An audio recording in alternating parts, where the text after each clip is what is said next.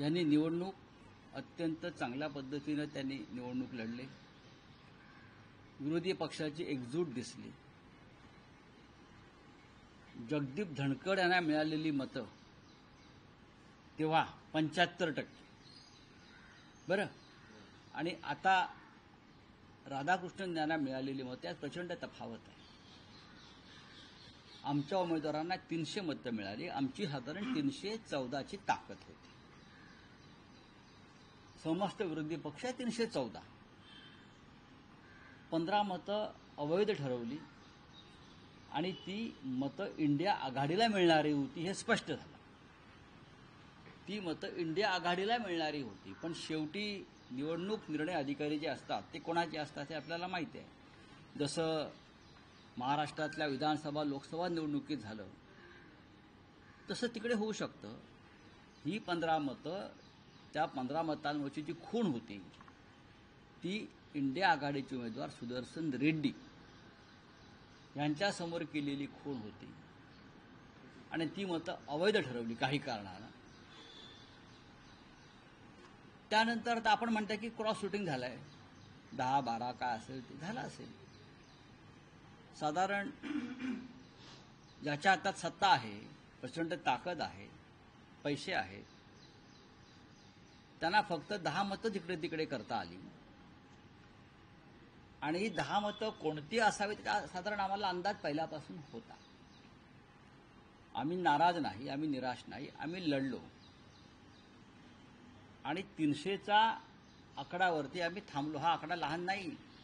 संसदेत 300 हा विरोधी पक्षाचा आकडा एकत्रित हा लहान नाही, हा सुद्धा आकडा मोठा आहे. आणि त्यांना मिळालेली मतं जी आहेत 452, 457, त्यांना एरवी मिळणारी अनेक मतं आहेत. बिजू जनता दलाची आहेत, अकाली दलाची आहेत, केसीआर पक्षाची आहेत. हे लोक तटस्थ राहील. हे त्याच दहशतीमुळे आणि भीतीमुळे ह्यांनी आम्हाला या वेळेला मतदान करण्याचा विचार केला होता या सगळ्यांनी. पण शेवटी म्हटलं ना, भय, दहशत, सत्तेचा गैरवापर या गोष्टी झाल्या तरी निवडणूक उत्तम झाली. आता नवीन उपराष्ट्रपतींवरती जबाबदारी आम्ही देणार आहोत, ती म्हणजे पूर्व राष्ट्रपती धनखड यांचा शोध घेण्याची. राज्यसभा सुरू झाल्यावरती आम्ही हा मुद्दा उपस्थित करू की नवीन राज्यपालांच्या अधिकारामध्ये एखादी SIT स्थापन करता येईल का, की कहाँ गए पूर्व उपराष्ट्रपती. कोणी म्हटलं ते आता हरियाणातल्या एखाद्या फार्म हाऊसवर आहेत, अन्य आहेत. जोपर्यंत त्यांचं सार्वजनिक दर्शन होत नाही आणि इतके दिवस त्यांना कोठे डांबून ठेवलं होतं ते स्पष्ट होत नाही, तोपर्यंत ते गायब आहेत असंच आम्ही गृहीत धरतो. संविधानाचं रक्षण करण्यासाठीच नवीन उपराष्ट्रपती जर आले असतील तर आपले पूर्व उपराष्ट्रपतींचं काय झालं हे राज्यसभेला माहिती देण्याचं काम त्यांची जबाबदारी त्यांची आहे. राऊत साहेब, तुम्ही एक विधान केलं की विरोधी पक्षाची एकजूट दिसली, हे एक, आणि दुसरं असं म्हणालात की जी मतं फुटली त्या बाबतीत आम्हाला काही मतं फुटतील असा अंदाज होता. नाही, मतं फुटतील असा अंदाज नाही. काही मतांच्या संदर्भात जो संशय होता, आणि हा संशय देशभरातला आहे, तो काय एका राज्यातला नाही ना. संपूर्ण हे इतकं मोठं देश आहे आणि देशामधले इतके खासदार आहेत, प्रत्येकाची प्रत्येकाला माहिती असते. कोणी कोणाला फोन केलेत, कोण कोणाला भेटलेला आहे, कोणी कोणाला चहाला बोलवलेलं आहे. हां, त्यांच्याकडे पेगासिस असेल, आमच्याकडे बरंच काही ॲक्सेस असतात ना. नाही, पण राऊत साहेब, त्यात शिंदे शिवसेनेचे खासदार किंवा नेते असं म्हणतात की महाराष्ट्रातून मतं कुठली अजिबात नाही. शिवसेना युबीटीची 5, LCPची 2 असाही दावा केला जातो. नशीब ते शिवसेना माननीय उद्धव ठाकरे पक्षाची 25 मतं फुटली असं बोलत नाहीत आणि पवार साहेबांची 27 मतं फुटली असं बोलत नाही. असं विधान करणाऱ्यांचा मेंदू गुडघ्यात सुद्धा नाही, त्यांना मेंदूच नाही. हे कोण लागून गेलेत आमची मतं फोडणारे. हे तुम्ही निष्ठावंत जे राहिलेत आमच्या पक्षामध्ये ताकदीनं, त्यांचा अपमान करताय सगळ्यांचा. निष्ठा या शब्दाचा अपमान आणि कलंक लावणारे हे लोक आहेत. हे जे बोलतायत कोणी, आज स्वतः विकले गेले, स्वतः शरण गेले, स्वतःचा स्वाभिमान गहाण पडला, स्वतः गुलामी पत्करतायत आणि इतरांवरती शिंतोडे उडवत आहेत. हे जे कोणी लोक आहेत शिंदे गटाचे वगैरे त्यांना सांगा जाऊन फार शहाणपणा करू नका. नाहीतर नेपाळमध्ये जे झालंय ना, लोक रस्त्यावरती आले, तसं तुमच्या बाबतीत व्हायला वेळ लागणार नाही. या महाराष्ट्रात लोक खतखत आहेत. महाविकास आघाडीतलेच हे खासदार आहेत असं ते वारंवार असं यासाठी म्हणतात की ज्या प्रकारे काही नाराजी त्यांनी याआधी सुद्धा बोलून दाखवली, काही नाराज आहेत असं. आमच्याकडे कोणी नाराज नव्हतं, ना पवार साहेबांच्या पक्षात, ना आमच्या पक्षात, ना काँग्रेस पक्षामध्ये. अजिबात नाही. नाराज जर कोणी असतील तर ते भारतीय जनता पक्षामध्ये होते. नाराज जर कोणी असतील तर ते भारतीय जनता पक्षामध्ये होते.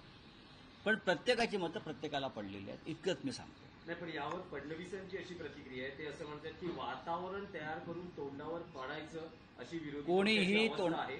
एनडीएची मतं फोडू असं सांगितलं, मात्र त्यांना स्वतःचीही मतं राखता आली नाही असं त्यांनी म्हटलं. देवेंद्र फडणवीस यांनी महाराष्ट्रात स्वतःचं स्थान सांभाळावं. सध्या कोणी असं बोललं नाही की आम्ही एनडीएची मतं फोडू.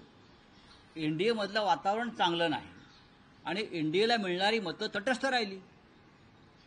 एनडीएला एरवी मिळणारी बीजेडीची मतं, बिजू जनता दलाची मतं, त्यानंतर अकाली दलाची मतं, केसीआर पक्षाची मतं, ही तटस्थ का राहिली याच्याविषयी बोला. जी तुम्हाला मिळणारी कायम संसदेच्या प्रत्येक मतदानामध्ये गेल्या अनेक वर्षामध्ये सर्व मतं भारतीय जनता पक्षाला पडली. अनेक कृषल बिलं जेव्हा आली,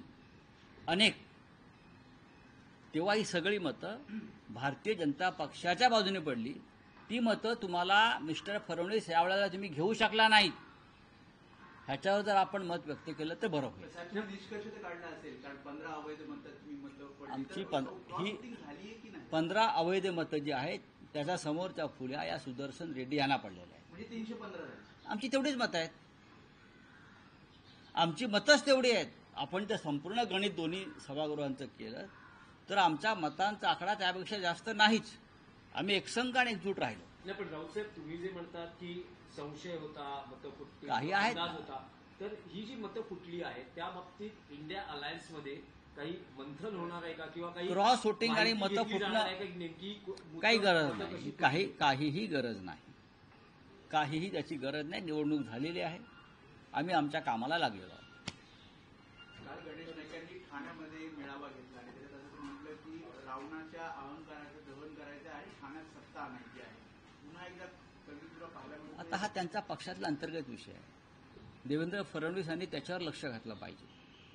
मी जे म्हणतोय की त्याच्या विरोधी पक्षाला जे आता एका उपराष्ट्रपती पदाच्या निवडणुकीवरून, हे बघा तुमच्याकडे बहुमत होतंच ना. आम्ही कुठे म्हणतो नाही. तुमच्याकडे 40चं बहुमत होतंच. त्याच्यामुळे आम्ही तोंडावर पडलो वगैरे. तुम्ही तोंडावर रोज पडताय ते बघा. मराठा आरक्षणामध्ये, ओबीसी आरक्षणामध्ये, भ्रष्टाचाराच्या मुद्द्यावर रोज अशी प्रकरणं येत आहेत.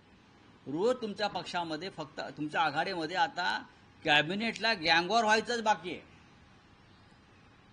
ठाण्यात तर होणारच आहे, नवी मुंबईत तर होणारच आहे. रिव्होल्युशन होणार आहे ठाणे आणि नवी मुंबईत. क्रांती. ठाण्यात आणि नवी मुंबईमध्ये गणेश नाईक क्रांतीची मशाल घेऊन उभे आहेत. आम्हाला माहिती आहे काय होणार आहे. Revolution Nepal style. तेच नेपाळचा विषय काढला. काल तुम्ही एक ट्विट केलं आहे. तुम्ही म्हटले की नेपाळमध्ये जी आज परिस्थिती आहे ती अन्य देशातही घडू शकते. नेमकं तुम्हाला काय म्हणायचंय? तुम्हाला काय ऐकायचंय? जे तुम्ही सांगणार ते आम्ही ऐकणार. आपको क्या सुनना है मेरे से? मत ते देखिए, नेहमी अपेक्षित असतं. नेपाल भारत का एक सीमावर्ती ऐसा देश है जो बिहार से सटा है, जो वेस्ट बंगाल से उनसे बहुत सा एक भाग है, वो वेस्ट बंगाल से भी जुड़ा हुआ है, थोड़ा यूपी से भी जुड़ा हुआ है. ये आग जो है, जो नेपाल में लगी है देश के सीमा पर, और हिंदुस्तान में 75 लाख 75 लाख नेपाली भी रहते हैं. ये आग जो है वो करप्शन के खिलाफ है. ये आग जो है नेपाल में लगी है ये तानाशाही के खिलाफ है. और ये आग सरकार, मंत्री और मंत्रियों के बेटे जो फॉरेन विदेश में जो है ना, उनके खिलाफ भी है. मंत्रियों को सड़क पर पकड़कर लोगों ने मारा है, घर जलाए हैं. भारत की स्थिति भी ठीक नहीं है. ये ऊपर सब दिखा रहे हैं. लोग अंदर अंदर बहुत अस्वस्थ और असंतोषी है, तो सबको सावधान रहना चाहिए। मैं इतना ही कहूँगा, कभी क्या होगा, देखिए बांग्लादेश में हो गया, नेपाल में हो गया, म्यांमार में हो गया, श्रीलंका में हो गया, पाकिस्तान में तो होता ही रहता है। हमारी जो विदेश नीति, नेपाल कभी हमारा मित्र था, नेपाल भारत को हमारा बड़ा भाई मानता था, भूटान भारत को बड़ा भाई मानता था, लेकिन जब नेपाल और भूटान पर संकट आया तो ये बड़ा भाई उनके साथ खड़ा नहीं रहा। ये हमारी विदेश नीति का फेल्यूर है, समझा। इसके लिए मैं कहता हूं, यहाँ का भी युवा जो है आज आपको शांत दिख रहा है, वो बेरोजगार है, उसकी बहुत समस्या है। ये मोदी प्रधानमंत्री जी हमारे 80 करोड़ लोगों को मुफ्त में राशन देता है, उसका मतलब क्या है? ये लोग गरीब आज भी है, 10 किलो राशन पर जी रहे हैं। नेपाल की हालत भी ऐसे ही है, ऐसी थी। और आप लोग भारत में भी यहाँ से पूरा पैसा विदेश में जा रहा है। हाँ, किसका बेटा दुबई में बैठा है, किसका बेटा सिंगापुर में बैठा है, किसका बेटा और कहाँ बैठा है। हाँ, कोई क्रिकेट का चेयरमैन बन गया, क्या है? उसके खिलाफ असंतोष नेपाल में भटका है। और ये चिंगारी भारत में अगर आती है तो भारत बड़ा देश है, लोकतंत्र है, लेकिन भारत आज तक जो बचा है वो सिर्फ यहाँ महात्मा गांधी का जन्म हुआ था और गांधी को आज भी देश मानता है, इसलिए ये लोग बचे हुए हैं। आप गांधी को कितने भी गाली दीजिए मोदी जी, लेकिन आप जो बचे हैं ना, आपकी सरकार, वो सिर्फ गांधी विचार की वजह से बची है। तो डोनाल्ड ट्रंप और प्रधानमंत्री का कन्वर्सेशन एक बार फिर